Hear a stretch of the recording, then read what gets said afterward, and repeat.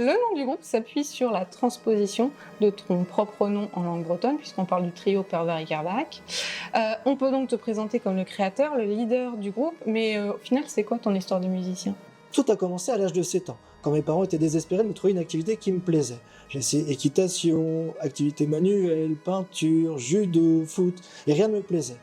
Donc l'idée était devenue de m'initier à la musique via l'éveil musical à l'MPT de Kerfeunteun à Quimper.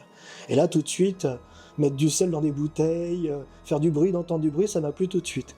Et 2 ans après, donc j'ai fait ça pendant 2 ans, et à l'âge de 9 ans, à une soirée, un voisin avait une bombarde, tous les amis, tous les convives à souffler dedans, et là finalement c'était la révélation. J'étais le seul de la soirée à réussir à sortir un son, même face aux adultes.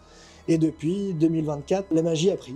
Avant 2024, finalement, comment est né ce projet du trio? Alors en 2008, j'ai participé aux championnats de Bretagne de bombardiers qui ont lieu tous les 2 ans dans le coin de Rennes à Chantepie.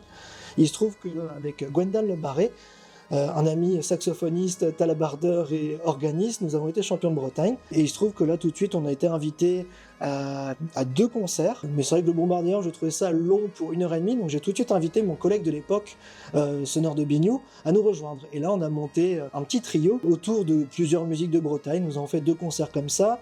J'avais fait la première partie de Dénès Prigent, la cathédrale de Quimper aussi. Et sauf que bon, tout de suite, j'ai eu plaisir à faire des concerts. Et donc quand j'ai proposé ça aux amis, aux camarades, il se trouvait que voilà, c'était un peu compliqué par rapport au métier surtout de Gwendal qui était un l'orgue. Donc là, il fallait que je trouve quelqu'un qui pouvait assumer et assurer voilà, un certain nombre de dates dans l'année. Et un ami musicien, organiste à la cathédrale, Olivier Struyot, m'a mis en relation avec Tony Dudoyon. Et donc j'ai contacté Tony un peu par hasard, sans savoir qu'est-ce qu'il avait pensé, par mail. Donc je pense, il vous le dira peut-être tout à l'heure, mais il a dû rire un petit peu, c'est qui ce gars-là qui me contacte. Et au final, aujourd'hui, c'est plus de 200 concerts en 5 ans à la fin du mois, donc ça a pris comme ça, et on en est là en tout cas aujourd'hui.